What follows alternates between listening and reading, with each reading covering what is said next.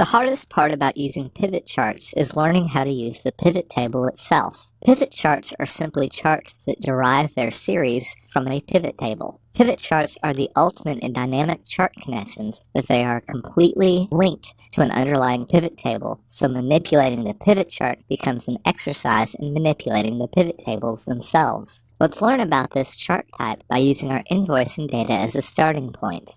The easiest way to create a pivot chart is from a pre-existing pivot table, and you can do this by selecting anywhere within an existing pivot table report, going to the Pivot Table Tools Analyze tab, and choosing the Pivot Chart option from the tools along the right side of the ribbon. Doing so will bring up the familiar Insert Chart window with the exact same options as we've had before. The window will provide a preview of your chart, but do not worry too much about the preview itself. As with pivot tables, the charts can be shifted and modified quickly and easily. For this chart, I'm going to select a clustered bar chart and press OK.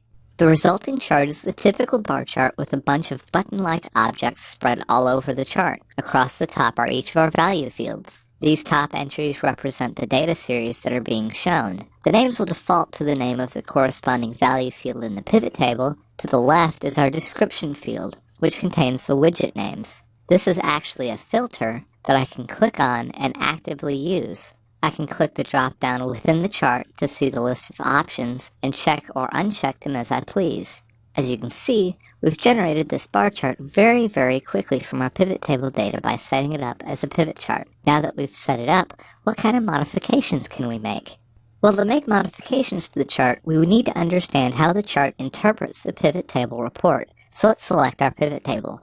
First, our main axis, which contains our widget names right now, will always be populated by the fields within the rows section of our pivot table report. Here we can see that our description is in the rows section, and our axis lists out each of the widgets under our current filter. Similarly, each entry on the legend will represent a value from the columns area. This could be challenging to remember on its own. However, if I select the pivot chart object and look at the pivot chart fields now, they've been updated to read legend, and our rows section has changed to the axis categories. Does this mean that we can change the chart in the table independently? No, it doesn't. If we make a change to our pivot chart, like if we move description from axis to legend and values from legend to axis, it changes our pivot chart. However, it also changes our pivot table, because our pivot table is directly linked to the pivot chart that updating one updates the other as well. The pivot chart simply creates a visual representation of the current pivot table report as it is shown within the Excel page. So now we have a slicer. How does it come into play?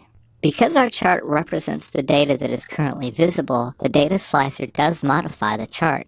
I can clear the filter and get a completely different and impossible to use in this case, chart. The beauty of the data slicer is that it is a standalone filter object that makes our invoice template look nice. However, the filters option within the pivot chart itself has some additional value that the slicer does not have. So let's add client code back to our filters list from our client list.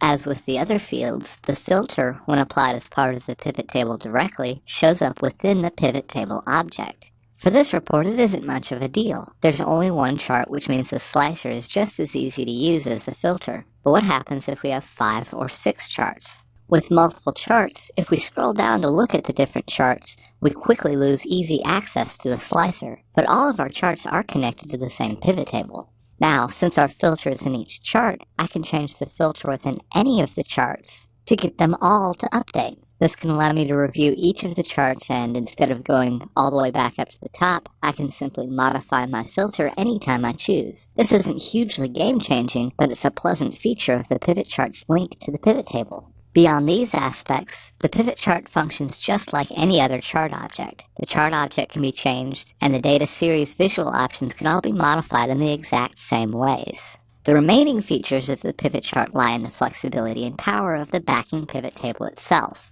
To conclude the course, Exercise 8 will have you take the solution to Exercise 7 and create a series of pivot charts from it. The first pivot chart should display the average daily workload by employee by bar chart for all days and should utilize a timeline option to identify the average daily workload by employee for just the months of June and July. The second pivot chart should create a pie chart to display the distribution of hours worked across all of the employees. This is a little tricky and will require you to consider the order of the values fields and think about how a pie chart interprets multiple series at once. The third and final pivot chart should create a bar chart to display the number of earnings for each employee on one axis with the total number of hours worked along a secondary axis. In my solution, I'll actually present 4 charts so that you can see the solution with the timeline applied and without it applied. However, as long as you can adequately set up and manipulate the timeline on the first chart, you can consider that chart to suit the requirements for both the first 2 of mine.